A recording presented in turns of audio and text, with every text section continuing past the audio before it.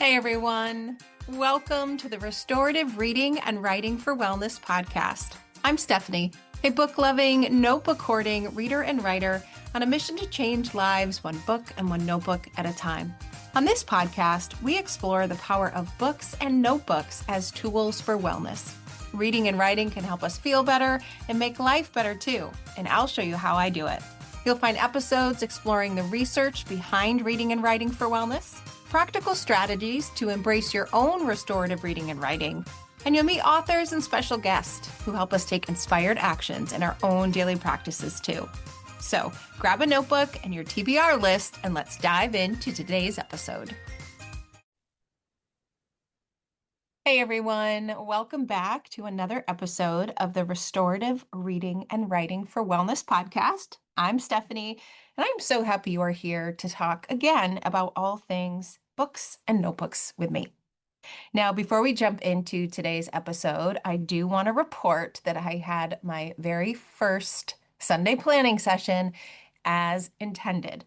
I got up, I had my cup of coffee, I had my paper planner, I had my digital calendar, I had my Google Keep, I had everything that I would need to plan, and I settled in. It felt a little clunky, it felt a little sticky, but I've got to say, I do like the outcome, especially around meal planning and taking away some of the decision fatigue of what to do and when to do it, especially around building in some sort of time to do something fun or restful for the week. So thank you for those of you that wrote in or sent me an audio message that gave me your Sunday planning ideas or your weekly planning routine ideas. I loved them. I'm using them, and I will definitely talk about them in a later episode when I give you the update on how it's going.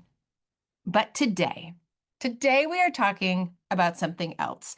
Now, in all honesty, in my professional world, this podcast is my favorite place. I love showing up here every week to talk about all things books and reading, all things notebooks and writing, and all things of what I do in my own practice in hopes that it helps inspire yours. Now, I also love showing up on Substack, which is my second new favorite place to be because I have my weekly literate love letters there, and I have lots of great engagement in the comments of those. It's also where I host my private Get Literate community, and so there's all sorts of connection and community there as well. But recently, I dipped my toes a little bit into social media, a bit more than I did, and I posted my very first reel. I know, I'm a 47-year-old woman and I am posting my very first reel to Instagram, but I am not a personal poster. I keep my personal life close to me, at least in relation to social media. And so only my professional life is on social media. And so posting my first reel was kind of a big deal. And it got more views than I anticipated. I don't think it'll make me post more reels in the near future, but it was kind of exciting. Now, I'm going to put the actual reel that I posted in the show notes of the episode. But basically, what it was a very quick, less than 30-second video where I was flipping through my completed book relay book. Now, if you don't know what a book relay is, I will link to a previous episode of the podcast where I go all into the details. But basically, it's a group of people that get together and they decide to read shared texts. So everyone in the relay picks one book they want to read or think that everybody else should read. They read it and they leave tracks of their thinking in the book. Now, those tracks of thinking are very unique to each of us. Some of us write directly on the pages. Some of us are using pencil. Some are using gel pens. Some have sticky notes. Some have washi tape. Some have highlighters. Some have book darts. There are all sorts of ways to mark up a text in a book relay. But here's what happens. You read your book, you leave your tracks of thinking in the page. You usually sign your name in the inside cover as well, and then you pass it forward to the next reader. You relay it. So everybody passes their book to the next person. And so now you have a brand new book to read and leave tracks of your thinking in. But this time, someone else has already left some thinking in it. And so as you're reading, it's not just an experience between you and the author, it's now an experience between you and the author and the previous reader. That is a really cool feeling. But imagine how that builds on each other. So we finish that second book and we pass it forward. You get a new book, and now it's between you and the author and two other readers.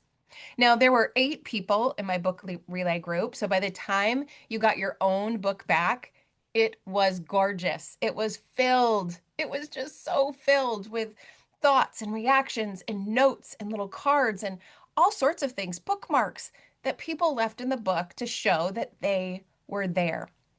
It was the best feeling to scroll through the book and see everyone else's tracks of thinking. And it really made me think differently about book annotation, about marginalia. 2 words that are really fun to say in the bookish world, by the way. Now, I have lots of reading rules, and I should probably do another episode on reading rules pretty soon. But one of them is that you don't mark up the pages of a text permanently. So in my professional world, I do this all the time. I'm highlighting, I'm underlining, I'm using pen, I'm using highlighters, I'm writing stuff everywhere in professional texts, in personal growth texts, and things that are basically nonfiction. And as an author who has written 2 nonfiction books for teachers, I loved when teachers would bring their book to me and I would see the sticky notes and see the markups because I knew that book became part of them. But for whatever reason, I never allowed myself to do that in my personal books. I think previously I thought it was an act of respect, right? Don't write in the books. Don't write over those authors' words. Don't dog ear the pages, right? This is a sacred book. It should be respected. But I always put sticky notes. I always put flags. I always put darts. So things that could be removed before I passed it to the next reader, for example, or things that just did not permanently alter the structure of the book. But getting this book relay book back made me rethink all of it because I truly enjoyed leaving my mark on the page. I loved knowing that someone else was going to see what I left behind. I loved knowing that I was going to see what someone else thought. And the idea that that book became not just an individual experience between myself and the author, but it became a collective community experience. I realized that marginalia and book annotation needed to have a stronger place in my reading life. So what if I left tracks of my thinking in the book? I could still put it in the free little library. I could still donate it to the library's book sale. Now, obviously, I can't do this to books that I do not own, but the books that I own, I get to decide. And if I loved seeing someone else's thinking come through the pages when I received it, I bet someone else would too. So I've been tinkering and experimenting and slowly moving my way into this newer world of book annotation. And I wanted to dive into it in this episode with you. First, I would love to know. Find me on social media or in the show notes or wherever you can find me. And let me know about your reading rules around annotation or marginalia. Do you allow yourself to write in those pages? Do you allow yourself only sticky notes or flags like I did? Do you like when a book comes to you marked up, or do you not like it? You want a fresh start with the book. Would you be okay passing your private thinking along to someone else to find or not? Would you consider it okay in a safe relay space where you knew the people, but sending it out to the wider world, that is too much for you? I just want to know what you think. So find me wherever you want to find me and let's talk about book annotation and marginalia.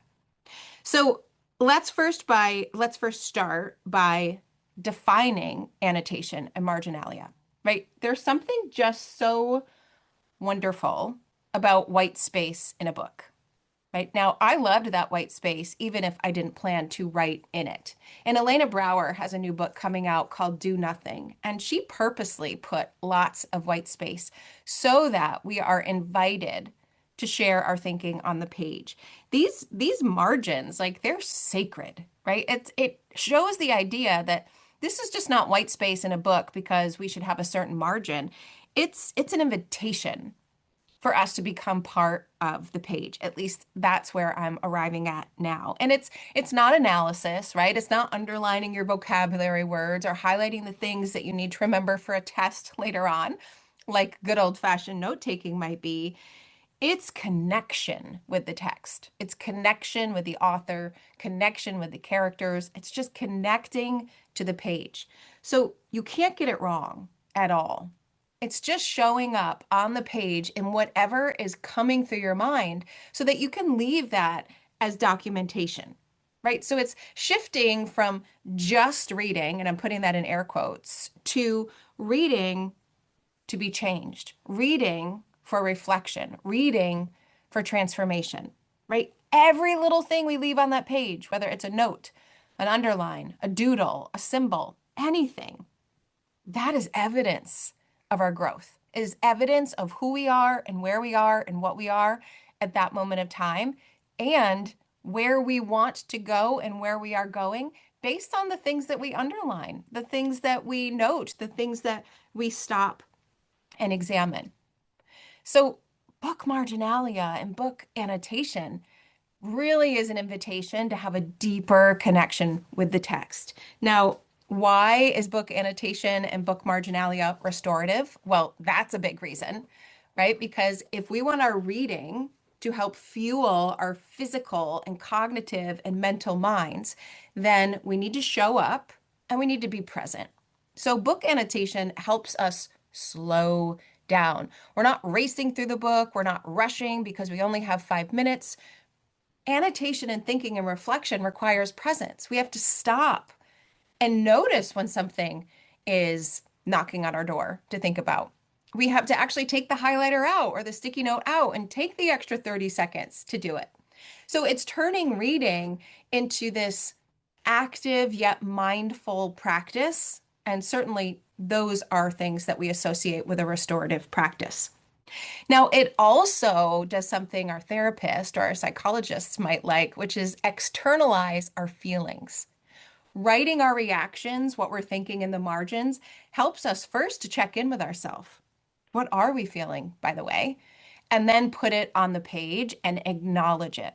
It's kind of like miniature journaling almost, and that we're leaving something about how we feel on the inside on the page. And when we do that, it deepens our connection to the content and to the person who wrote it, right? It deepens our connections with ourselves, certainly, but also the author. And so the book really becomes a catalyst. And so everything we put on those pages in terms of our notes, it becomes these little time capsules of where we are and who we are, as I mentioned, and what we're doing and where we want to go. And each book, when we're done, these little annotated books, I bet you, are much more treasured than the ones that don't have annotation because it means you really interacted with it. It really became a part of you. It really mattered to you. And so now you have all of these little gems on your bookshelf that feel like, little friends or versions of you that you left out on the page. All of those things combined make book annotation and book marginalia a really important practice when we consider restorative reading. Reading to help us feel better and to be better and to make whatever we want better in our lives. So hopefully I've convinced you to give it a try, even if it is one of your reading rules not to mark up the page. We've already gone over why we should probably kick that rule to the curb. But how do we do it? How do we do it? I like to follow the most simplistic annotation and marginalia practice, right? So the first thing, obviously, is that you have to choose your book. And if you are doing restorative reading and you are really leaning into the idea that reading something can help you feel better and be better and make life better, then you're likely choosing your book very intentionally. It's one that's calling to you in this season of the year. It's calling to you in this season of life. And so it's a book that is likely going to make you think. Now, that said, any book can be restorative. Even the books you don't think are going to have messages and nudges and whispers for you, they could. So any book you have is appropriate for annotation, and maybe it'll help you find those messages sooner or easier or even faster. So first, you have your book. Now, second, if you really want to lean into restorative practice, you're going to make sure you're layering on your sensory rituals with this book annotation as well. So light your candle, put on the diffuser, brew the cup of coffee, make the tea, get out your pencil pouch, get out your pens, your highlighters, set them up just so. Make it a ritual so that your body and your mind knows that we're getting ready. We're getting ready to reflect and to learn and to grow. And my things that I have with me are the signal to my nervous system that it's time to get started. So you've got your book and you've got your stuff. The next thing to do is to simply read. I want you to simply read, but I want you to annotate intuitively. This is how I do annotation. It is intuitive. I underline what makes me stop and think. I highlight book quotes that I want to hang on to. I jot notes to myself in the margins. Maybe it's a question. Maybe I'm writing an affirmation. Maybe I'm drawing a little diagram or some sort of signal. Maybe it's an exclamation point to show that, wow, this is important. Maybe it's a question mark. Maybe it's a star. Maybe it's just a one word reaction. Anything goes when you annotate intuitively. I do not like those annotation checklists that I could have right next to my notebook. You might. And if you Google those, lots of them will come up that you could probably download for free or grab on Etsy for a really low dollar amount. But for some reason, for me, when that checklist is next to the book, I get stressed out because I think I have to go through that checklist. Well, I should be looking for a quote. I should be looking for a question to ask the author. I should be looking for something deeper. And if I don't check off those things, I tend to stress myself out. That is a terribly perfectionistic and type A way to be, but I know I am not alone in that. So if you know that that is how your system reacts as well, just don't have one. Just annotate intuitively. When the mood strikes, write it down. When the mood strikes, highlight, get out a sticky note, put a book dart, but don't put certain parameters or protocols around it because often those parameters and protocols can get in the way of us really just listening to our bodies and minds and what's coming up. Now, if you would like to get a little less intuitive, or I guess I should say a bit more into the structure, then maybe you choose color coding. Now, it is totally optional, but you could lean into using your favorite colors. You could lean into using the colors of the calendar season. It's fall right now if you're listening to this in real time. So maybe you get out your oranges and your browns and your reds. If it's winter, maybe you get out those blues and those grays. Or maybe you annotate based on the mood you're in. If you're happy, get out yellow. If you are full of playfulness or excitement, get out purple. If you're not really having a great day, get out those darker colors. Then when you flip back through your annotations later on, you can actually tell the mood you're in addition to what you were thinking. So that's how I prefer it. I prefer to annotate intuitively, but I do tend to get out some colors, or at least I am now after this book relay. So you read, you have your ritual, you're annotating intuitively, and really the last thing to do is to just reflect. Maybe you pause and reflect in the moment of your annotation. Why is this quote standing out to me? Right? Maybe you get out your notebook and you write a little bit about that in the moment. Or what is a question I have or a nudge this is sparking? Maybe I put the book aside and I Google something and then put an appointment or a reminder on my calendar to follow up. Now, maybe that is not how you like to work and you just like to wait to the end, like I do. The annotations become my holding points in the book. But when I'm done with that reading session for the day, whether it was a page, a chapter, or longer, I tend to just sit for a minute, right? In yoga, we have savasana at the end where you just soak in the benefits of your yoga practice. And I feel like we could do that with reading, where we close the book and we just sit for a minute and think, what resonated with me? What am I thinking about? What do I need to know right now? How do I feel? And just sit with it. Maybe that's 30 seconds. Maybe it's 3 seconds. Maybe it's longer. But that kind of reflection can help us seal the deal, so to speak, with the annotation and marginalia. And then if you so choose, you might return later, maybe books later or weeks later or years later, and pull out some of your books and just reread your notes. Remember the person you were at the time that you read it. See how you and your annotation have changed over time. Maybe you even choose to reread the book and see what's jumping out at you now because you're an entirely different person than when you read it the first time. Now, I want to remind you always that this is not about perfection. This is why I do not have one of those checklists. It's not about the perfect handwriting, the most even, straight underlines, the perfect little stars or hearts or arrows or whatever it is you're putting on the page. It is not about perfection. It's about showing up and being present and remembering that all of these tracks of thinking that you leave on the page, they tell a story about you. And so you don't want to worry about anything else about what that would look like to someone else because it doesn't matter. And then if that marginalia and annotation did find its way to someone else because you passed that book forward, you're going to give that future reader that gift of presence and not perfection too. So keep that in mind if that, type A personality is getting to you.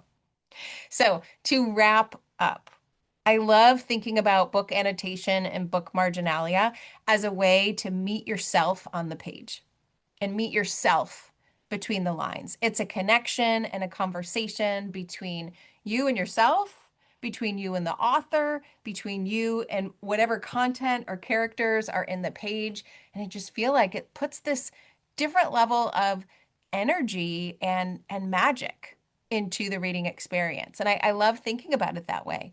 The margins are where the magic begins. That's where we really lean into our reading life as a restorative practice that can help us feel better and can help us make life better too. So now that we reached the end of the episode, here is your reminder. Tell me all the ways you love to annotate your books and leave marginalia on the pages. If you have different ideas for me as I really lean into this new practice, I definitely want to hear them. And I also want to put in a tiny little plug for my pencil pouch subscription box. So I did a one-time fall pause pouch with, oh my gosh, the most beautiful pencil pouch filled with 11 different treats for your restorative reading and writing life. And I had so much fun and they sold out so quickly that I plan to continue this in 2026 as a quarterly subscription. So you could get a brand new kind of pencil pouch filled with all sorts of bookish and notebookish bling 4 times a year. That will certainly promote a book annotation and a book marginalia practice. So if that sounds like something you like, make sure you head to my Substack, you sign up, because that's where I will release the first details of what's going to come in 2026. Okay, everyone, thank you so much for listening. Remember, the margins are where the magic begins.